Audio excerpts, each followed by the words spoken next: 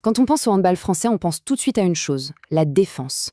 Une défense de fer, c'est notre marque de fabrique. Et pourtant, le plus grand formateur français, Éric Barada, voit ça comme un chantier permanent. C'est pas un système rigide, non, c'est un état d'esprit.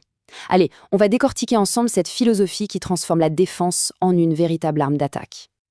Voilà, tout est dit dans cette phrase. Défendre, c'est s'attaquer à la création. Ça change absolument tout. Fini le temps où l'on attendait patiemment l'adversaire pour réagir. L'idée ici, c'est de tuer l'action dans l'œuf bien avant qu'elle ne devienne dangereuse. Alors, commençons par la base. Ce n'est pas juste une question de tactique, c'est une redéfinition complète de ce que veut dire défendre. On passe d'un rôle passif où l'on subit à un rôle actif où l'on agresse. Ce qui est fascinant dans cette définition, c'est l'insistance sur la durée et la difficulté. Le but, ce n'est pas juste de stopper un tir, non. Le but, c'est d'épuiser l'autre, mentalement et physiquement, de le faire douter, de le forcer à faire les choix les plus compliqués, encore et encore et encore. Ce tableau, il est parfait pour comprendre le changement de mentalité. À gauche, on a la défense à l'ancienne, si on peut dire. On attend, on subit, on essaie de contrer le tir à la fin. Classique. Et à droite, la vision de Baradat. Là, c'est tout l'inverse. On perturbe dès le début, on attaque le passeur avant même qu'il pense à tirer, et surtout, on ne subit pas la pression, on la crée. Ok, mais concrètement, sur terrain, comment on fait ? On pourrait croire que c'est une usine à gaz, un truc super compliqué. Eh bien, pas du tout. Tout repose sur un modèle d'une simplicité déconcertante.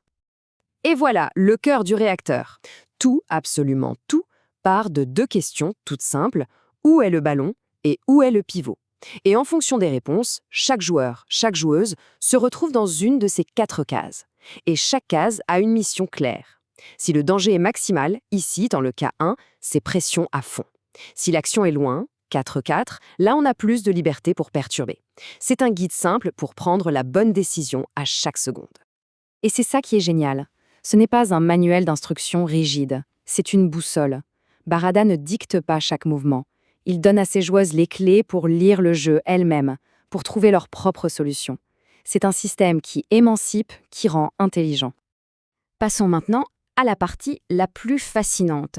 Comment est-ce que ces règles toutes simples, quand elles sont appliquées par 6 personnes en même temps, créent ce chaos organisé, cette défense qui a l'air si imprévisible et agressive ?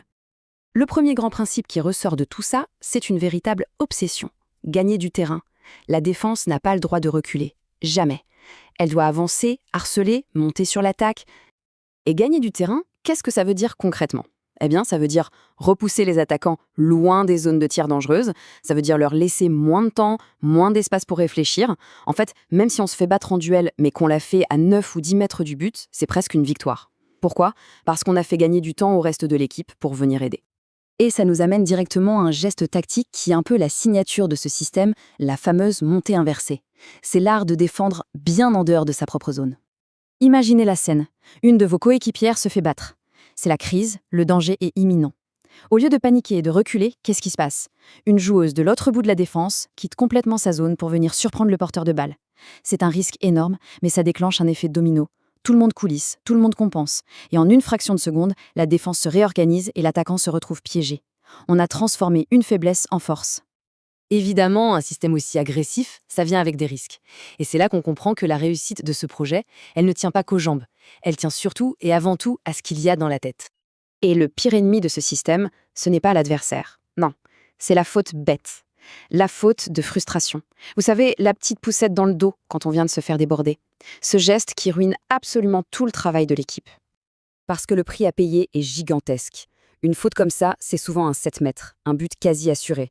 C'est une exclusion de 2 minutes, un handicap énorme. Et surtout, c'est offrir un but facile à l'adversaire, alors que toute la philosophie est basée sur le fait de lui rendre la vie la plus difficile possible. Du coup, le travail mental est primordial. Le mantra, c'est « accepte de te faire battre, ce n'est pas grave, fais confiance au collectif, fais confiance au système pour rattraper le coup.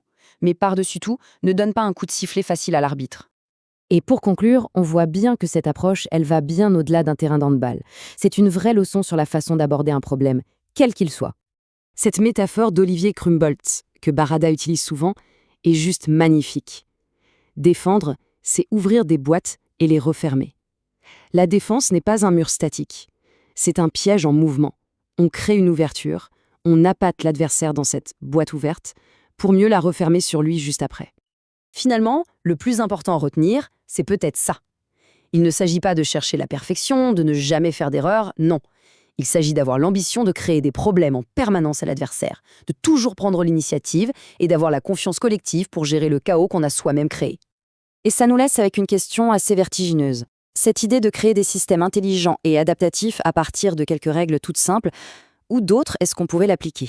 Dans le management d'une entreprise, dans la technologie, dans notre propre façon d'apprendre? Le débat reste ouvert.